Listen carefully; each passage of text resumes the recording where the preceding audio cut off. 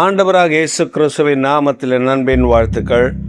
இந்த காலவேளை நம்முடைய தியானத்திற்காக நாம் தெரிந்து கொள்கிற வேத வசனம் 1 யோவான் 5ஆம் அதிகாரம் 18ஆம் வசனம். தேவனால் பிறந்த எவனும் பாவம் செய்யான் என்று அறிந்திருக்கிறோம். தேவனால் பிறந்தவன் தன்னை காக்கிறான், பொல்லாங்கன் அவனை தொடான். தேவனால் பிறந்தவன் எவனும் பாவம் செய்யான்.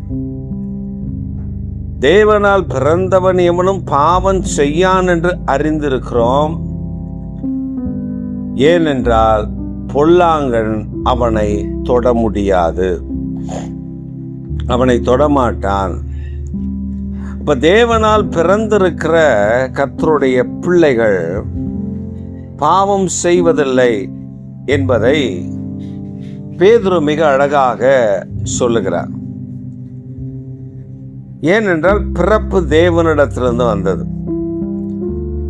சில நான் ரட்சிக்கப்பட்டேன் என்று சொல்லுகிறார்கள், சில நான் மீட்கப்பட்டேன் என்று சொல்லுகிறார்கள்.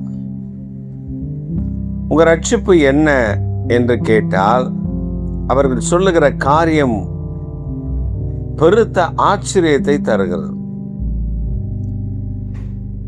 அந்த காரியத்தில் நம்ம பார்த்தா கேட்டா கேவலமான காரியமா இருக்கு. அதாவது இயேசு கிறிஸ்து எனக்காக மரித்தார், ரத்தம் சிந்தினார், அதை நான் விசுவாசிக்கிறேன்.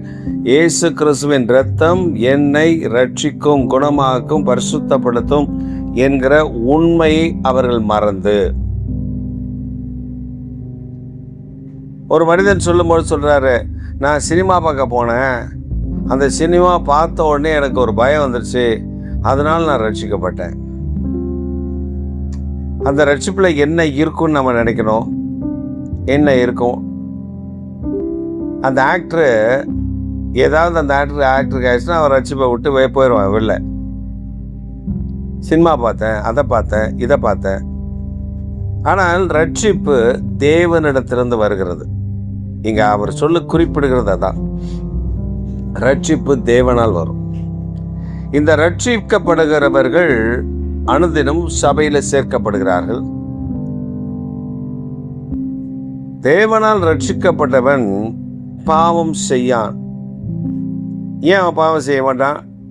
ஏன்னா அவன் பிறப்பு தேவனிடத்திலிருந்து வந்தது.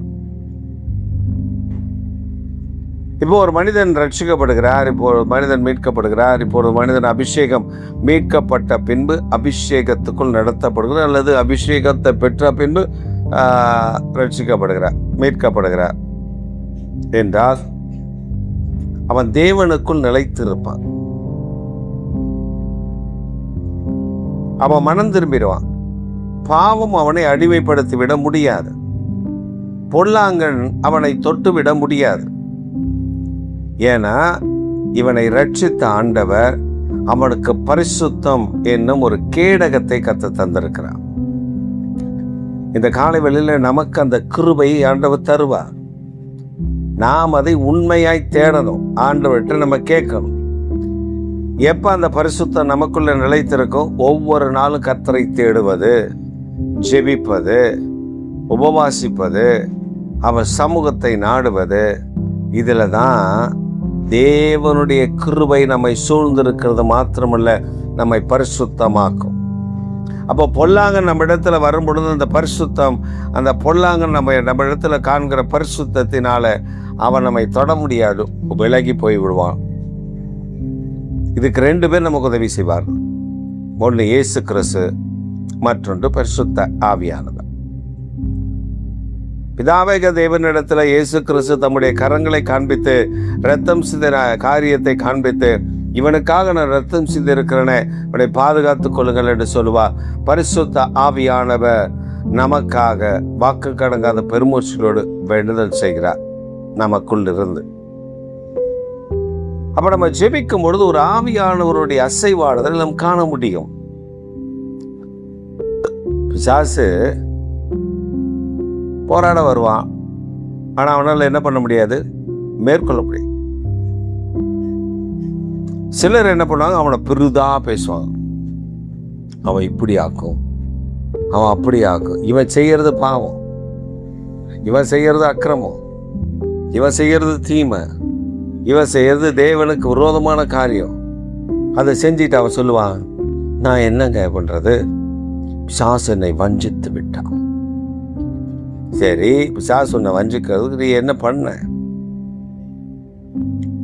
நீ எத்தனை நாள் ஜெபிக்கல, நீ எத்தனை நாள் வேதம் வாசிக்கல, எத்தனை நாள் கர்த்தரை தேடலை, ஆவியிலுமே ஜெபிக்க வேண்டிய ஜெபத்தை நீ ஏன் விட்ட, ஏன் இதெல்லாம் செய்யலைன்னு ஆண்டவர் நம்ம விசாரித்தா நேரம் இல்லை. என்ன இல்லையா? நேரம் இல்லை. ஒரு தம்பி சமீபத்தில் சொன்னார், போன வாரம் ஆராதனைக்கு வரல. அவர் அந்த சபையினுடைய உதவி ஊழியர், பாஸ்டருக்கு படித்தவர். அவர் சொல்றாரு, உடம்பு சரியில்லை எனக்கு, அதனால நான் வரல. சரி, உடம்பு சரியில்லை அதனால நீ வரல, ரைட். அப்போ நான் கேட்டேன், போன ஞாயிற்றுக்கிழமை காலையில் சாப்பிட்டியா? ஆமாம், கஞ்சி குடித்தேன். மதியானம் கஞ்சி குடிச்சியா? மதியானம் கஞ்சி குடித்தேன். ராத்திரி கஞ்சி குடிச்சா? ராத்திரி சாப்பிட்டேன். முடிஞ்சது? உன்னால் சாப்பிட முடிஞ்சதில்ல? நான் மாத்திரை போட்டு, அந்த மாத்திரையை போட்டு தேவ சமூகத்தில் ஊழியத்துக்கு ஓடி வர்றதுக்கு உனக்கு என்ன பிரச்சனை? அதுக்கு அவர் சொல்கிறாரு, நான் உடம்பு முடியலையா, அதனால் வெயிலாக இருந்துச்சா? நான் சொன்னேன், தேவனுடைய ஊழியத்தை அசட்டை செய்கிறவன் சபிக்கப்பட்டவன். அப்போ இந்த லெத்தாஜிக்னஸ் இது எதுக்கு கொண்டு போய் விட்டுரும்? இந்த நிர்விசாரம், சோம்பேறி, இது எதில் கொண்டு போய் விடும் தெரியுமா? எதில் கொண்டு போய் விடும்? தேவனை விட்டு விலகி போகிறதற்கு வழிவகை செய்துவிடும். தாவீது ஒரே ஒரு நாள் அந்த ஒரு யுத்தத்திற்கு அவன் போகவில்லை. அப்ப காத்து வாங்க போறதுக்கு மேல போறான். சும்மா போய் அப்படியே சுத்தி பார்த்துட்டு வர, மொட்டை மாடியில போய் நின்று அப்படி சுத்தி பார்க்கறாரு. பார்த்ததுனால பாவம் வந்துச்சு. அடுத்த வீட்டு ஜன்னலை பார்க்க வேண்டியதாயிடுச்சு. அதனால தான் அவன் பாவம் அவனுக்குள்ள பிரவேசித்து அவன் தவறு செய்ய கர்த்தரை தட்டி கேட்க அவன் மனம் திரும்பி, ஆண்டவரே இனி அப்படி செய்ய மாட்டேன், பரிசுத்த ஆவியை என்னை விட்டு எடுத்து போடாதுன்னு கெஞ்சினா, தேவன் நம்மை பாதுகாக்கிறவர். நீ ஒரு பொண்ணு குளிக்கிறத பார்த்துட்டுல திரும்ப வந்துடணும்ல, அந்த இடத்த விட்டு அப்படின்னு வந்துடுறோம் வெளியே விலகி. ஆனால் உட்காந்து ஃபுல் பிக்சரை படத்தை பார்த்துட்டு உனக்கு அந்த படத்தை பார்த்த உடனே பாவம் செய்யக்கூடிய நினைவுகளும் எண்ணங்களும் தலையில் நிற்கிது. சேவகனோடு சொல்கிறார், அந்த பொண்ணை நான் கூப்பிட்டோம். முடிஞ்சுதா? அப்போ ஆண்டவர் தாவீதை நேசித்ததினால், உண்மைதான், தாவீதை நேசித்ததினால் ஒரு தீர்க்கதரிசியை அனுப்புகிறார். தம்பி, இப்படி பாவம் செஞ்சுட்டேன், மனம் திரும்பிடு, இனி இப்படி பாவம் செய்யக்கூடாது. உடனே சரண்டர் ஆனான். மற்றவன் தான் வெட்டி கொண்டிருப்பான். ஏன் அந்த பாவத்தை நீ எப்படா பார்த்தேன்னு ஓடி வந்தான். அப்படியே சாஷ்டாங்கமாய் விழுந்தான். என்னை மன்னிச்சிருங்க ஆண்டவரே, நான் ஏதோ காரியத்தில் ஏதோ ஒரு நிலையில் நான் அதை செய்து விட்டேன். ஆண்டவர் சொன்னார், அதற்கான தண்டனைகள் அவனுக்கு அதிகம்.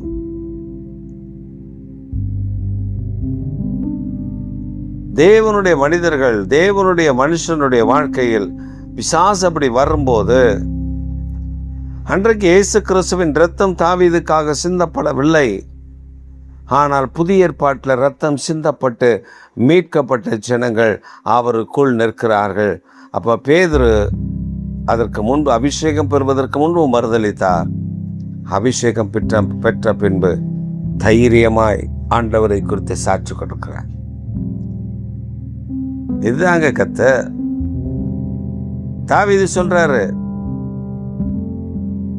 நான் பாவம் செஞ்சுட்டேன், பரிசுத்த ஆவியானவரை மட்டும் என்னை விட்டு எடுத்துடாதீங்க, அவர் இல்லைன்னா என்னால் வாழ முடியாது. ஏன்னா அவருக்கும் பரிசுத்த ஆவியானவருக்கும் அப்படி ஒரு டச், அப்படி ஒரு இணைப்பு, அப்படி ஒரு உறவு இருந்தது. பாடல் பாடி கர்த்தரை துதிப்பது, ஆராதிப்பது, மகிமைப்படுத்துவதில் அப்படி ஒரு துடிப்பு இருந்தது. பேதுரு சொல்லுகிற, ஜனங்கள் ஒரு பிராதை கொண்டு வரும்போது பேதுரு சொல்ல, எப்ப நிறுத்து, அதுக்கெல்லாம் வேற ஆளை வச்சு பாரு, நாங்கள் உபவாசிப்பது, செபிப்பது, உபதேசிப்பது, அவ்வளோதான் எங்கள் வேலை, ஊழியம் செய்வோம், அதுதான் எங்கள் வேலை, உன் வேலையை பார்த்துட்டு போயிட்டே இரு. அவங்களுக்கு சாப்பாடு போடுறதுக்கு வேற ஆளை நம்ம நியமிப்போம், கர்த்தர் ஆவியானவர் யாரை நியமிக்கணும்னு விரும்புகிறவரை நியமிப்போம், அவங்க அந்த காரியத்தை பார்த்து கொள்வார். இதான்னு சொன்னார். பாவம் செய்யாதபடி, ஒரு பாவம் அவனுக்குள் வந்து விடாதபடி கர்த்தர் தடுத்து தேவனுடைய காரியத்தில் அவனை பாதுகாப்பாக வைத்து கொண்டார். அப்போ நம்ம எங்கே நிற்கிறோம்? தேவனை சார்ந்து நிற்கிறோம். ஜெபிக்கிறதுலையும் உபதேசிப்பதிலையும் உபவாசிப்பதிலையும் கர்த்தரை விட்டு விலகக்கூடாது. அப்படி இருந்தீங்கன்னா உங்கள் பேரை கர்த்தர் பெருமைப்படுத்தி உயர்த்துவார். பிசாசு உங்களை பார்த்தா நடுவான். இந்த அபிஷேகத்தை தான் இந்த காலை உங்களுக்கு கொடுக்குறா. இழந்து விடாதிருங்கள், பெற்றுக்கொள்ளுங்கள். ஆமென், ஆமென்.